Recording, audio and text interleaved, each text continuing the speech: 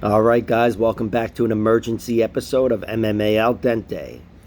I didn't want to leave you guys hanging without talking about the revised fight card for UFC 279. Pretty much, I'm just going to talk about the top three fights, of course, covered everything else.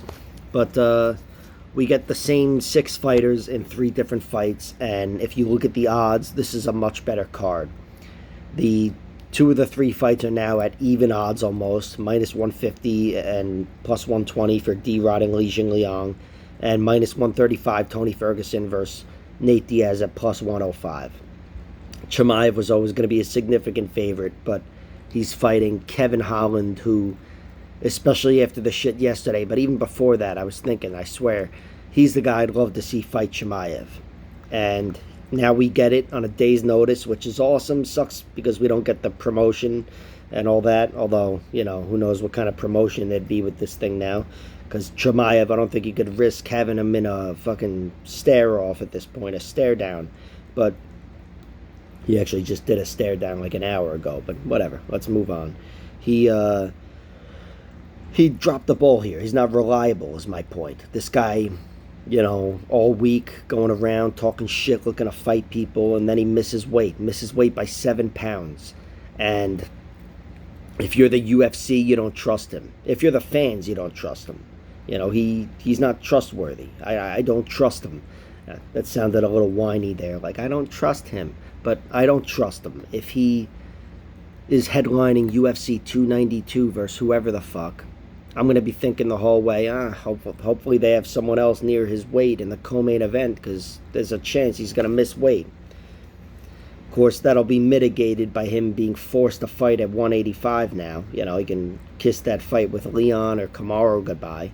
I really think with a miss like this, he's proven not just like he's got to make weight twice and you'll get back. No, you're done. You're done with the weight class. 7 pounds, and it's not like his kidneys were failing him, because he's still fighting. If the doctor said his kidneys were failing him or this and that, he'd be at the ER. Instead, it was like, fuck it. You want to just fight Holland? Yeah, let's make that fight. And I'm not saying that's how it went down, but he's still good to fight, and he just fucked this one up. And again, after going around starting fights all week with Paulo Costa, Kevin Holland, Nate Diaz, whoever the fuck else, this guy's just annoying the shit out of me.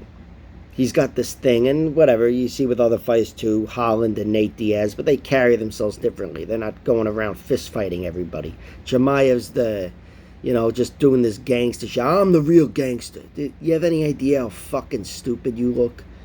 Like, I don't know. With me, I understand the appeal of like growing up in a rough upbringing and whatever. Yeah, there's this appeal, come from the streets and whatever. But my fantasy would be to live that and not tell anybody, which might be what Daniel Rodriguez does, because it's based on his tattoos. I don't know. Anyway, with me, I grew up in suburbia. Where around every corner there was a white lady going, "You put that down, or I will tell your mother." And not that I wear that with a badge, but I'm not ashamed of it. Yeah, I don't go around looking a mad dog people, whatever the fuck that means. But there you go, Chimaev, acting like a douchebag all week, and now you look like a dumbass. And everybody turned against him. Like I said, the UFC probably turned against him. I don't know financially how that plays out for him, but the fans turned against him at the weigh-ins, or maybe they were coming to hate him anyway, but they hated him, and they should, because he's the fuck up here. And it wouldn't be that bad if he didn't go around acting like Johnny Badass, but whatever, picking fights with, and look, he is Johnny Badass. I think he's fucking awesome, but still, that doesn't cut him any slack with how he conducts himself, in society. We're living in a society here. That's society. You be fake. It's not all being real. Yeah, dog, I'm real 24/7. I'm not. I'm sitting there bullshitting. How are you? I'm alright. You? Yeah, I fucking hate this guy, but I'm saying this shit anyway, because we're living in a society. But anyway, let me get to the fights here. I'll give you my prediction and my bets, although Again, there's no prop bets for for these fights, so I'll just start at the top. I've got Tony Ferguson beating Nate Diaz without giving it much thought. You know, uh, I think Tony Ferguson, the way he's been beaten, I don't think that can be followed by Nate Diaz. And Nate Diaz has been beaten a few times that I think Tony Ferguson could follow that blueprint. In general, I think Tony, on paper at least, should be the better wrestler. I don't know how that's going to play out, but he should on paper be the better wrestler, even though I don't see wrestling playing a factor. I'm just saying, it's always something where if a fight could go or you have a feeling it will go the distance, then the wrestler, it's good to know who's got the better wrestling at the very least, because he's not going to be dominated or, taken down as easily or, resisted as easily when he wants a takedown. Tony Ferguson on the feet, though, I really like his striking against Nate Diaz. Nate Diaz is, Nate Diaz. His shit is never not going to work. He's got great hands. He's relentless and whatever. And it might work out favorably for Nate because if Tony fights the way Tony used to fight, which is coming forward, taking what he's got to take, and just like a buzzsaw, cutting through you, sometimes literally with elbows. I'm not sure how this fight will go. Of course, there's a chance any fight, especially with these guys, ends with some blood and a cut. But aside from that, it's tough for me to think of either guy putting the other one away. I guess of either fighter, I'd say the biggest weakness or my biggest concern would be Tony Ferguson's chin. But again, as I said in the Nate Diaz Chimaev breakdown, Nate's a 2-punch knockdown guy or whatever, or 10-punch knockout guy. He doesn't have that 1-punch knockout power. And Tony Ferguson, even though I don't trust his chin and all, whatever, I don't, everything I said about him leading up to the Jingliang fight was just negative. It was doom and gloom. And that's what I see from him when he's fighting dangerous guys, especially dangerous guys at welterweight. I'm aware this is at welterweight, but you know what I mean. And Nate Diaz is more his speed. They're both natural lightweights fighting at welterweight. They're both in their late 30s. They've both been around, have a ton of mileage on them, and they're both very similar fighters. Very similar. Of course, nobody's exactly the same, but in terms of their traits and their tactics and their skills, these are guys that can take their ass kickings, come forward, wear you down, have you gassed, fatigued, bloodied, back it up, snap you down, put you in a Darce choke, take you down, put you in a rear naked choke, or knock you down, or whatever. These guys both have relentless pace. Well, Tony especially has the relentless pace, but Nate is never going to go away. He may not have the highest pace, but he's going to be there till the end. Especially in a 5-round fight, he's a guy where typically that would benefit him.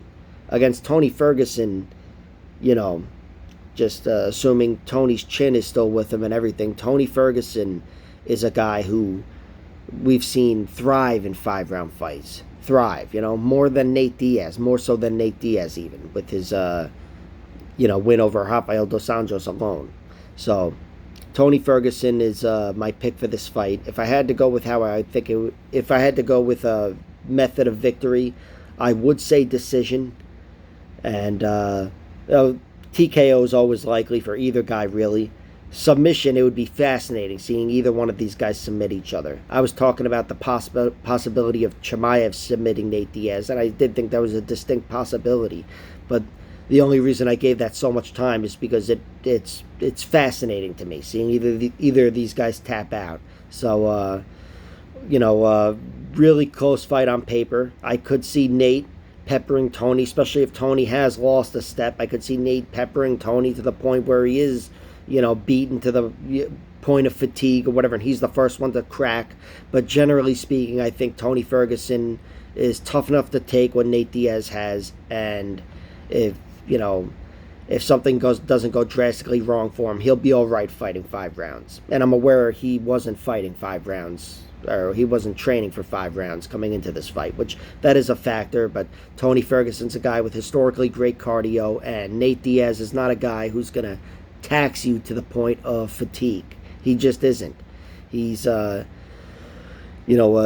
Diaz isn't really known for pouring it on people or trying to break them with his pace. Like I was saying, Tony's more the pace guy. Nate's a guy who's not going anywhere, and he's relentless in his own right. But Tony Ferguson's the one that's trying to drain your life out of you. So I favor Tony. I like the money line minus 135 because, there's 4.5 rounds to get a finish, and I can't trust that, with both of these guys here. The under-over is almost even money. Under 4.5 rounds at even money. Over 4.5 rounds at minus 130. Even though I have decision, Tony Ferguson by decision, I'm just comfortable with the money line here, minus 135. And with all the X factors, it's not something I love, but I like it. Definitely like it. As soon as I saw it, I liked it. Chimaev versus Kevin Holland. Great co-main event, 5 rounds. Chimaev, my breakdown is pretty much similar to the breakdown of Chimaev versus Nate Diaz, where I think his best course of victory is like a buzzsaw going through Kevin Holland, taking his back and submitting him. That's how Holland's been finished anyway. And I say that because I don't know if Khamzat Chimaev has it in him to follow that Marvin Vettori, Derek Brunson route. I don't think he's going to be able to of course he's going to be able to out-wrestle Kevin Holland, but he's not going to be able to sustain it for 25 minutes as a game plan, I'm saying, without trying to pass the guard or trying to, knock him out standing up or whatever. Chimaev's too wild to fight like a composed lay and pray artist. So that leaves a lot of room for Kevin Holland there, where if his risk-taking doesn't pay off where he gets the early finish, it's going to let Kevin Holland into this fight. And Kevin Holland, unlike Nate Diaz, has really good power. He really does. Like I was saying in his fight against the pre-fight video for him and D-Rod, I think he's got deceptively good power. And he carries it late into the fight. And against Chimaev, he's, he might even have more success with his psychological horseshit. He could entice him into a stand-up fight. I think a slap in the face would go a long way against a guy like Chimaev, and Kevin Holland's the guy that's going to do it. Although Nate Diaz was the guy that was going to do it. Whatever, I don't know what I'm talking about, but you know what I mean. Kevin Holland has been submitted twice, if not thrice. Kyle Dawkins did submit him, but Kevin Holland was legitimately knocked out with a headbutt in that fight. He wasn't dead unconscious, but he fell like face planted and got up. He was concussed from the headbutt. So I'm glad that was ruled a no contest. And he was tapped out also by Brendan Allen the second round of a scrambly fight. And Brendan Allen's got a really good top game. And Kevin Holland took a few too many risks and paid for it with a guy that I think he underestimated. And his other submission loss comes to Rafael Lovato Jr. early on in his career. And Lovato Jr., if you guys, I'm assuming you know, but he's a great retired MMA fighter, retired with an immaculate record, taking out Musasi, of all people, in his last win for the Bellator Championship. But he's a jiu-jitsu guy, and he's a world champion. I don't know his accolades, and if I knew them, I probably couldn't pronounce them. But he's fucking, aside from Pan Am, maybe. He's a really decorated grappler, and there's no shame in getting submitted by that guy. Now, Chimaev, if he's as good as we think he is, and I think he could very well be that good, like I was talking about, if he's that good, and I'm banking on it, he's got a good chance of submitting Nate Diaz, which shouldn't be possible, but it is possible with a guy like Chimaev, because the upside is so high from his reputation with training. He tossed Gustafsson and Alir Latifi and whatever, and whoever else, Darren Stewart, I don't know, but he did toss around Darren Stewart. That's what Darren Stewart said. But with all that, and plus just seeing him wrestled, Jack Hermanson in a wrestling match and toss around UFC fighters like they're pizzas.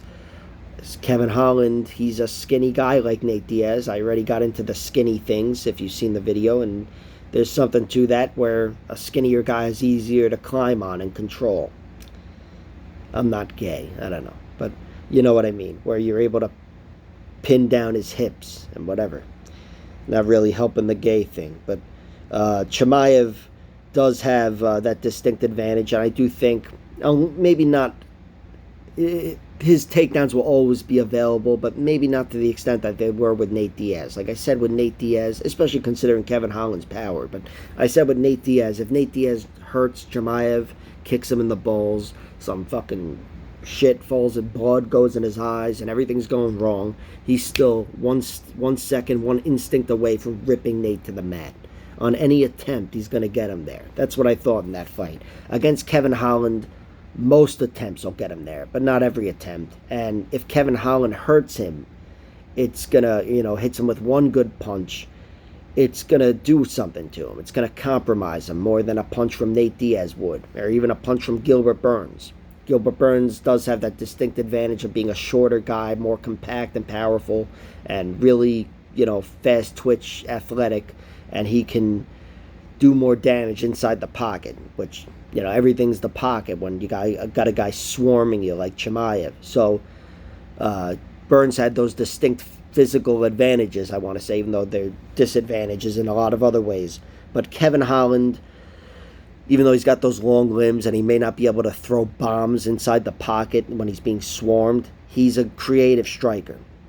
He's going to be going for shit. Hopefully he keeps his back to the mat, doesn't give his back to Chimaev. He's, I know Kevin's confident in his jiu-jitsu, but this is a guy where if he's as good as people indicate he is, Kevin should try to be safe defensively, jiu-jitsu-wise, and live to fight another round, so to speak. But Kevin Holland is wild.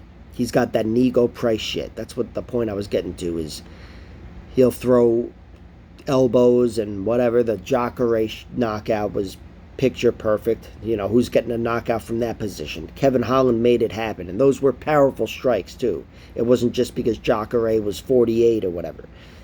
So Kevin Holland can make shit happen here, and I think if he survives the first round and a half, which I only think that way because I like the under as my other bet, but I think he's got a good chance of winning. I really do.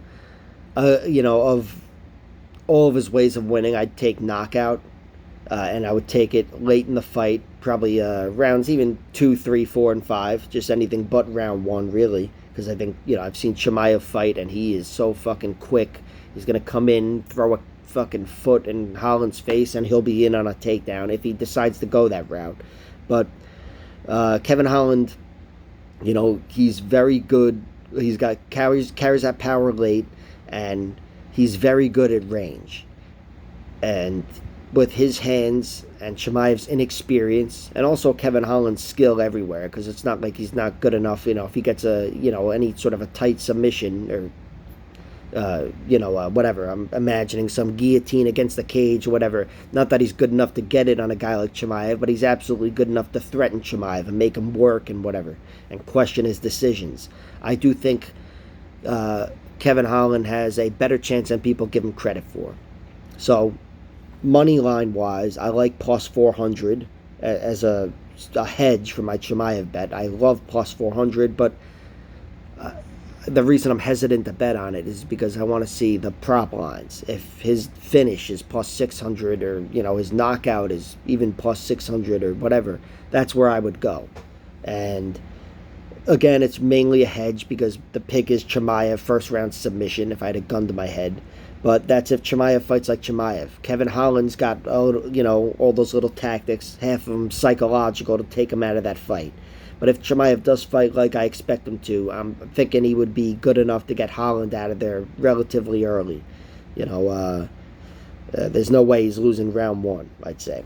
Let's put it that way. So, Chimaev getting a finish, I want to see what that looks like. I haven't seen the prop bets, but under 1.5 rounds is plus 145, which in my opinion is a bet on Chimaev. I really like that going against plus 400. So on paper, that's what I like when I look at that. And again, before I move on to Li Jingliang and D-Rod, let me just say I really hope Holland wins. It would make my day. That guy's a gunslinger. He's grown to be one of my favorite fighters, and he's just got balls of steel. He really is. Like he said, he's up against it here. It's a fucking shitty matchup for him, and he knows it, but he didn't say no.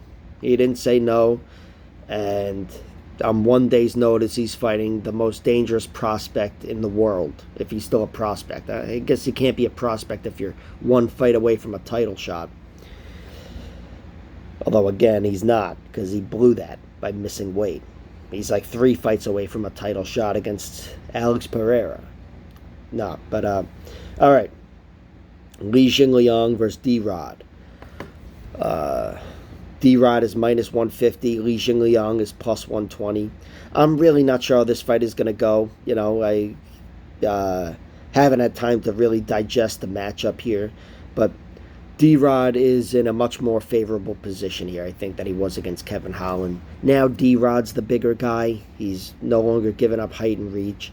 And he's such a good, technically sound boxer. I would say he's going to win by decision for sure, which I was all over that against Holland at plus 400. But if he wins, it's going to be a decision for sure. And Li Jingliang, on the other hand, I was worried about D-Rod's chin coming into the fight against Holland, who, again, I described as deceptively powerful. But Li Jingliang, there's no deception there. He's just straight up powerful. He might be more powerful than Holland in a weird way, but I don't think so. I think if you ask who has the harder power punch, it's Kevin Holland. But Li Jingliang still, he's knocked out every, awesome striker in the welterweight division. And if anybody's going to put D-Rod away, it's Li Jingliang as a natural welterweight. I have to say that because I made a whole video saying Kevin Holland's the guy to get it done yesterday.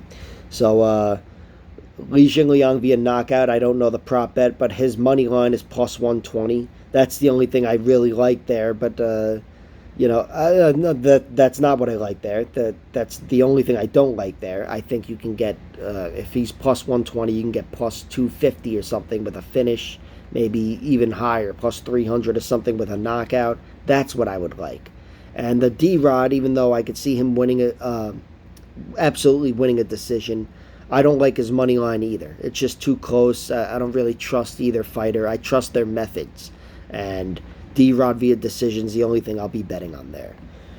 The over-under is plus 120. There's something to that, I guess, but I don't really like it. D-Rod doesn't have a great chance of finishing Li Jingliang. So you may as well, if you're going to do that, you may as well bet on Li Jingliang, and you get the under plus a potential for him to win a decision. Although, again, I don't think he's missed a decision here. So, great matchup, almost even odds. These are two of the more underrated, although Li Jingliang's got a lot of respect now. You could see from the weigh-in, he's not as underappreciated as D-Rod, but D-Rod's underappreciated. Put up great numbers inside fights and also inside the UFC with his win-loss record. And he's in the 3rd fight from the top for a reason, which that's the same position he was in before. So I'm glad he gets to keep his spot there, and he's in a much more favorable matchup. Things have really improved for him, whereas Li Jingliang's taken on a much tougher fight. And from the weigh-ins, you could see they're very close in size, but D-Rod does have an inch on him. And with a technical striker like D-Rod, and D-Rod's more... he's a volume guy. I don't think he'll be a counter striker as much in this one as I thought he would be against Kevin Holland. I could see D-Rod doing the stalking, but he's got to be careful because Li Jingliang's got great counters. That's where the majority of his knockouts come from, aside from his knockout over Bobby Nash and the guy he kicked. But against Zaleski Dos Santos, Muslim Salikov, and Santiago Ponzinibbio, they were all hook counters. So Li Jingliang, he's the alpha as I described him with his power in the welterweight division. He's the guy that could knock out D-Rod, and that's absolutely worth a bet. But the prediction, I guess, would be D-Rod volumes him to a decision. And hopefully neither guy tries to wrestle. They've both been known to, scrap in the clinch a little bit. I think Li Jingliang would be the one to initiate that, although with the way that turned against him in his fight with Neil Magny, maybe he won't go that way. I think no matter how it plays out, it's going to be a very exciting fight. This is fucking awesome. 1, 2, and 3, man. So much better than last night. Last night I was looking at a card that I was trying to put like a positive spin on it, the guy being a minus 1,000 in the main event. And now we got a 5-round war in the main event between Tony and Nate.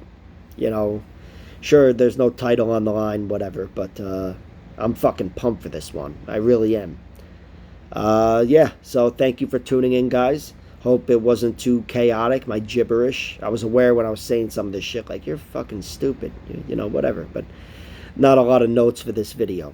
Anyway, you know, hope you guys enjoy the fights. And I hope Kevin Holland knocks out Khamzat Chimaev. Oh, yeah, please be sure to like, share, and subscribe. All that horse shit. Thank you.